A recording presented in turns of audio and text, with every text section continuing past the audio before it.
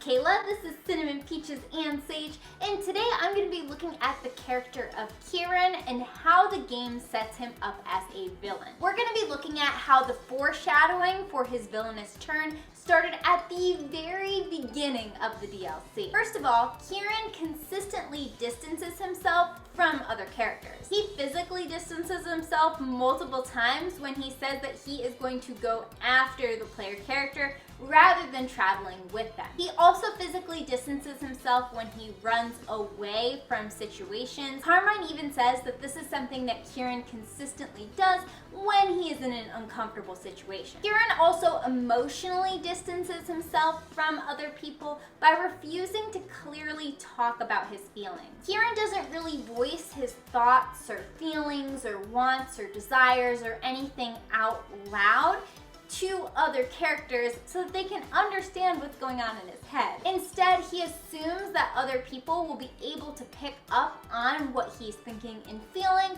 based on context clues. For people in real life, this is actually kind of a dangerous attitude because just because you think something might be obvious to the outside world, it doesn't necessarily mean that it is for other people. That's why I always recommend talking about your feelings. This detachment, both physical and emotional, from other people leads to Kieran not really having any friends. His grandparents are even surprised that the player character is friends with Kieran. Some people will say, oh, well, maybe he's being bullied, but we actually don't have evidence for this in the game. It's possible that in the second part of the DLC, we'll see him being bullied at school, but it seems like at least in the first part of the DLC, a lot of his distancing he does himself rather than other people distancing themselves from him. Another aspect of Kieran's character that leads to him becoming a villain is his lack of a sense of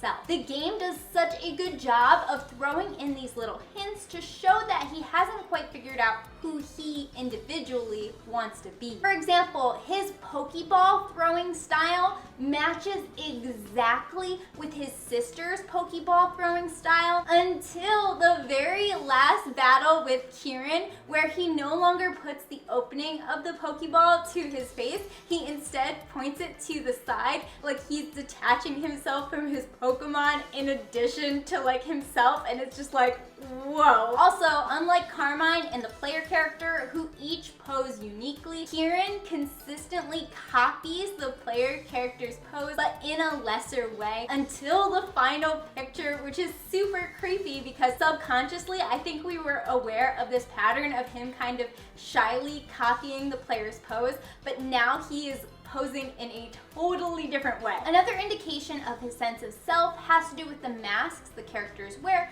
when they go to the festival. Carmine wears the Monkey Dory mask. Monkey Dory was a Pokemon that sought wisdom. Similarly, Carmine goes on a journey for wisdom throughout the first part of the DLC. Kieran wears the Ogerpon mask. Now, for us as the players, we think of Ogerpon as an outcast, but Kieran associates Ogerpon with power. More on that later. So by giving the Ogerpon mask to the player character, Kieran is basically saying that he does not have an identity and the player character's identity should be associated with power. It's actually Carmine that convinces Kieran to keep the Ogerpon mask.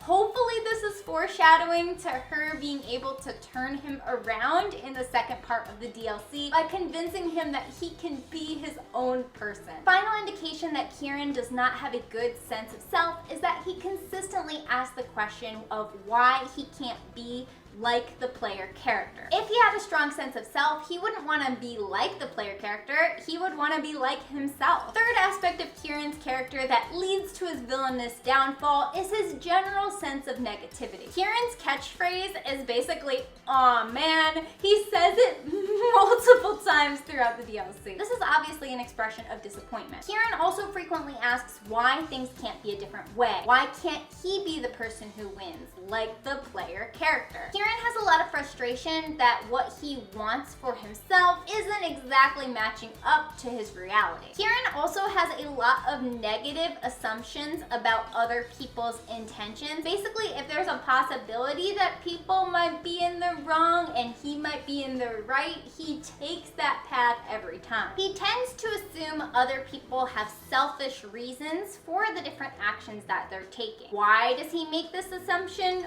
Well, typically people who make these kind of assumptions have selfish reasonings themselves for the things that they do. Like, on the surface, it seems like Kieran is nice and altruistic. But if we look more deeply, is that actually what's motivating him? Is he really acting the way he does because he relates to Ogerpon? To figure this out, we need to think about what Kieran wants, the fourth aspect of his character, which is that Kieran desperately wants power. Throughout the story, he says that he's too weak. The player character is strong. He needs to be stronger. When Kieran first talks about Ogerpon, he talks about it being powerful, not so much about it being an outcast. He specifically says that Ogerpon's power, its ability to take on the Loyal Three on its own, is what makes it cool. It's more like Kieran wants to be similar to Ogerpon rather than to help Ogerpon. Now, we as observers of the story know that Ogerpon is cool because it faces adversity and overcomes that, but that's not quite the way Kieran looks at it. Kieran specifically focuses on Ogerpon's strength in battle, not Ogerpon's emotional strength. This desire for raw power causes Kieran to have this win at all costs attitude. He notably switches up his Pokemon team to include Pokemon that would be considered stronger, getting rid of Pokemon that were basically his starters. This is very counterintuitive to Pokemon's message that friendship is what makes you stronger. So how do these villainous aspects of Kieran's character play out in the events of the game? Kieran, in his search for power, learns as much about Ogerpon as he can. He even tries to meet Ogerpon despite people warning him that that might be dangerous. Note that at this point, Kieran may not know that Ogerpon is actually a good guy. When Carmine asks him directly if he knew, Kieran chooses not to answer. This highly suggests, based on his attitude throughout the game, that he didn't even know that Ogerpon was good. Kieran tells the player character that they should go visit Ogerpon's den. That would be so fun, right? Well, when they actually get to Ogerpon's den, Kieran convinces the player character to battle him, thinking that that will lure Ogerpon out. So why did Kieran want the player character to go with him to Ogerpon's den? Not because he was doing some sort of cool friendship thing. No, he was trying to lure out Ogerpon so that he could meet Ogerpon and hopefully catch her. The next betrayal that Kieran does is when he takes the Teal mask and runs away with it. Now, if he actually cared about Ogerpon, maybe he would take the mask and go, hey, I overheard what was going on. I'm not gonna be weird about this. Like, I know that you guys felt like I was gonna make too much of this, but I'm not, and I'd like to go with you to return the mask. That would be the kind, cool way to handle the situation. But instead, Kieran makes like a big deal out of what happened, and we know that like he overheard the conversation, so he's aware of why they didn't tell him. He could simply clear this up and go with them if he was actually being altruistic. But he wants the mask. He wants to have that connection with Ogerpon without his sister and the player character. So he is isolating that from them. When he has to give the player character the mask, in his rage, he awakens the loyal or lousy 3 by punching the monument. This happens because Kieran is not voicing a lot of the things that are going on inside him. He's distancing himself from others, and this is causing him to lash out. When he does try to give the mask to Ogerpon is rightfully distrustful of Kieran. I mean, Kieran took the mask and made it take longer and awakened the lousy 3, so of course Ogerpon is going to be distrustful. The player character gives Ogerpon the mask instead. This causes Kieran to be upset at the player character when really it's Kieran's own actions that are causing Ogerpon to distrust him. Then, rather than righting the wrong that he did when he awakens the lousy 3, Kieran, instead of going with the group, decides to go off on his own on this side quest, just purely for the purpose of convincing Ogerpon that he is the best trainer for her. Like, if you watch the scene, yes, ultimately the results of what Kieran did were good, but his facial expressions show that he's not doing this altruistically. He's doing this because he's trying to win Ogerpon over. Finally, when Ogerpon decides, rightly, based on everything that has happened,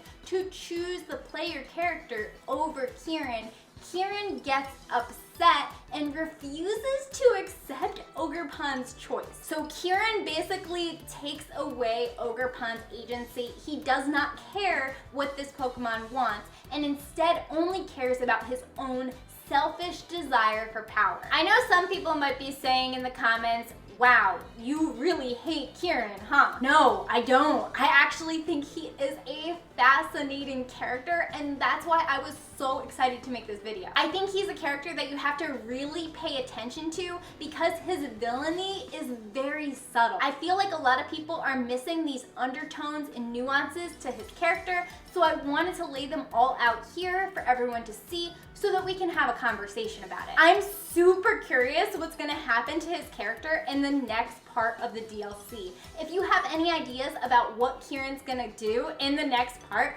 or just thoughts about Kieran's character in general, please let me know in the comments. Make sure to like and subscribe. I also have a Twitter and a Discord called Capsule Monsters, which I will link below. If you enjoy having discussions about Pokemon theories, I highly recommend you join the Discord. I hope you have a great day or night, and I will see you in the next one. Bye!